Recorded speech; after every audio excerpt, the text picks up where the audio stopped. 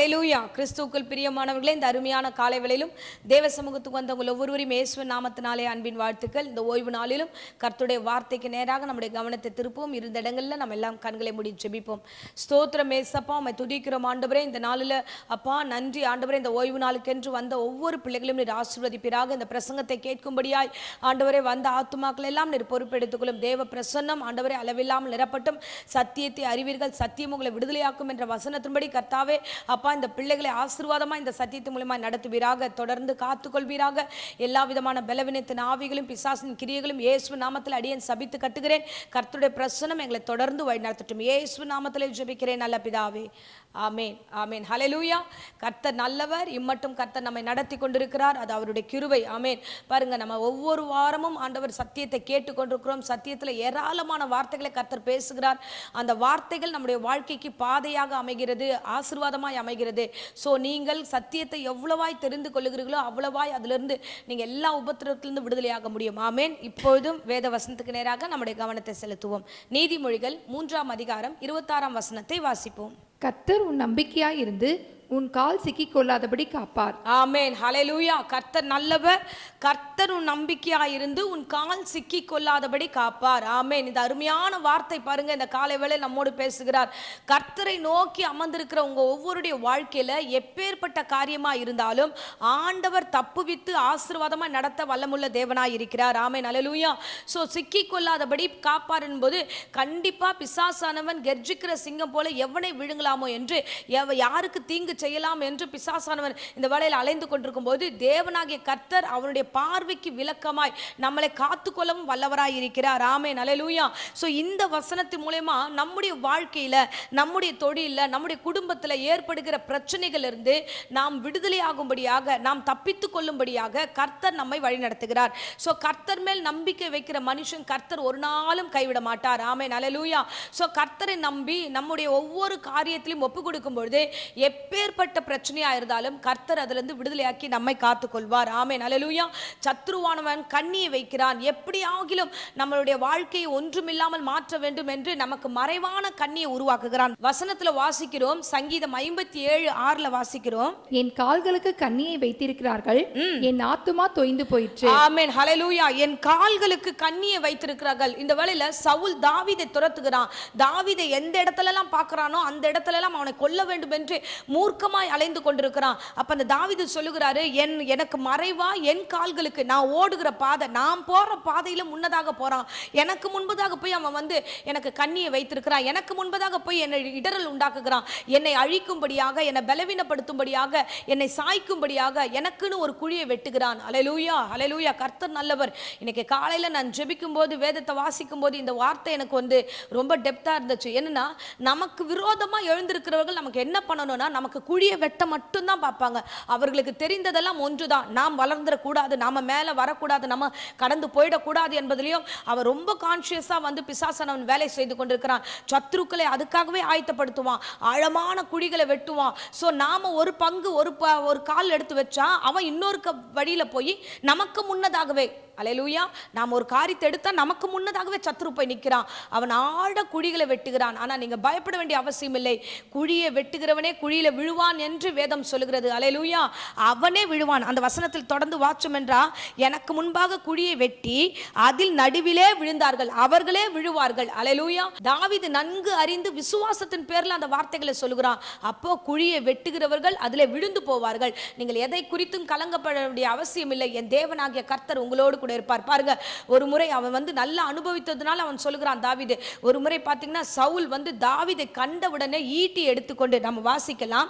So 1 Samuel 19ஆம் அதிகாரம் 10ஆம் வசனத்தை நாம் வாசிப்போம். அப்பொழுது சவுல் தாவீதை ஈட்டியினாலே சுவரோடே சேர்த்து உருவ குத்தி போட பார்த்தான். ஆனாலும் இவன் சவுலுக்கு விலகினதினாலே அவன் எறிந்த ஈட்டி சுவரிலே பட்டது. தாவீதோ அன்று ராத்திரி ஓடி போய் தன்னை தப்புவித்து கொண்டான். ஆமென். ஹல்லேலூயா. லைவா தாவீது ஒவ்வொன்றையும் எக்ஸ்பீரியன்ஸ் பண்றான். என்னன்னா, தான் எதிரா வரும்பொழுதே அவன் எப்படி இருக்கிறான்னா, மூர்க்கமா இருக்கிறான். இந்த உலகமும் இன்னைக்கு அப்படித்தான். நம்ம முகமுகமாய் பார்க்கும்போது ஒன்றும் தெரியாது. ஆனா அவர்களுக்குள்ளா இருக்கிற எல்லா விரோதமான எண்ணங்கள் நம்மளை உருவ குத்த வேண்டும் என்று தான் இருக்கும். ஹல்லேலூயா. ஸோ ஆகியால தேவ பிள்ளைகளாக நாம கர்த்தரை பற்றி கொண்டிருக்கிறோம். அதுதான் ஆரம்பத்தில் வசனத்தை சொன்னேன். கர்த்தர் நம்பிக்கையா இருந்தா கண்டிப்பா கண்டிப்பா உன் கால் எங்கேயுமே சிக்காது. ஆமென். தாவீதுக்கு நம்பிக்கை கர்த்தர் மேல இருந்தபடினால அவன் வந்து எல்லா உபத்திரவத்திலிருந்தும் தப்பிவிக்கப்பட்டான். இந்த அருமையான நேரத்துல கூட அவன் எதிரடியா பார்க்கறான் சவுல் பார்த்த உடனே சரி தெரிஞ்சிருச்சு, அவனுக்கு ஆவியில ஃபீல் பண்ண முடியுது. சோ இந்த ஆவியில ஃபீல் பண்ண உடனே நமக்கு ஏதோ ஒரு சம்பவம் இந்த இடத்துல நடக்க போதுன்னு தாவீது அறிந்து கொண்டான். அந்த இடத்துல உணர்வோடு அந்த இடத்துல எப்படி இருந்தான்னா கான்ஷியஸா வேலை செய்யறான், ஒரு காரியத்தை கவனிச்சுக்கிட்டே இருக்கிறான். இல்ல இப்ப அவன் வந்து எரிவான், அவன் ஏதோ பண்ண போறான், அவனுடைய நினைவு சரியா இல்ல, எனக்கு விரோதமா இருக்குது என்பது அவன் அறிந்த பொழுது அவன் சரியாய் அந்த ஈட்டியை அடிக்கும் போது அவன் தப்புவித்துக் கொள்கிறான். அல்லேலூயா. அன்பு பிள்ளைகளே, நீங்கள் ஒவ்வொரு வசனத்தை கேட்கும் பொழுது நம்முடைய வாழ்க்கையில நடக்கிற நிகழ்வுகளை கர்த்தர் பேசுவார். ஆமென். அல்லேலூயா. எல்லாமே கர்த்தர் பேசுவார். நமக்கு விரோதமா எந்த வார்த்தை வந்தாலும், நம்மளை குத்தும்படியாய் குத்தும்படியாய் வந்தாலும், நமக்கு விரோதமாய் பலவிதமான எதிர்ப்புகள் நம்மை சூழ்ந்து கொண்டாலும் நீங்கள் பயப்பட வேண்டிய அவசியம் இல்லை. கிறிஸ்துவை நீங்கள் பற்றி கொண்டிருக்கும் போது, தேவனாகிய கர்த்தரை நீங்கள் பற்றி கொண்டிருக்கும் போது, இரட்சகராகிய ஆவியானவர் உங்களோடு பேசிக்கொண்டே இருப்பார்.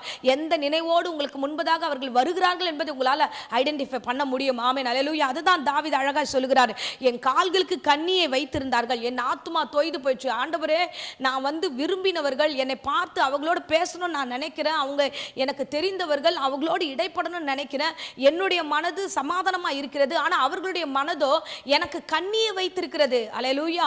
அல்லேலூயா. அதனால தான் கர்த்தர் சொல்லுகிறார், மனுஷனை நம்புவதை விட்டு விடுங்கன்னு சொல்றாரு. ஆமென். சோ நம்முடைய நினைவுகள் வேற, மனுஷனுடைய நினைவுகள் வேற, நம்முடைய யோசனைகள் வேற. சோ தேவனை பற்றி கொண்டிருக்கிற நம்முடைய நினைவுகள் எல்லாம் சமாதானத்துக்கு எதுவாக இருக்கும். ஆனா நமக்கு விரோதமா இருக்கிறவருடைய நினைவு எல்லாம் நம்மளை வீழ்த்துவதில் தான் இருக்கும். அல்லேலூயா. சோ ரொம்ப கவனமா இருக்க வேண்டும். அவர் ரொம்ப அழகா சொல்லுகிறார், இல்ல என் ஆத்துமாவை கர்த்தர் காப்பாற்றுவார். சங்கீதம் 121:7 வசனம் சொல்லுகிறது, கர்த்தர் எல்லா தீங்கிற்கும் என்னை விலக்கி காப்பார், அவர் என் ஆத்துமாவையும் காப்பார் என்று வேதம் சொல்லுகிறது. அல்லேலூயா. அவர் அறிந்தபடினால் அந்த வசனத்தை சொல்லுகிறார், கர்த்தர் என்னை எந்த தீங்கிலும் விட மாட்டார். யார் எதிரடையா என்ன வார்த்தை கொடுத்தாலும், என்ன ஆயுதத்தை பயன்படுத்தினாலும், எந்த வகையில என்னை வந்து தள்ள வேண்டும் என்று விடுத்தினாலும் கர்த்தர் என்னை காப்பார், என் ஆத்துமாவையும் சேர்த்து காத்துக் கொள்வார் என்று விசுவாசித்தான். ஆமென். அல்லேலூயா.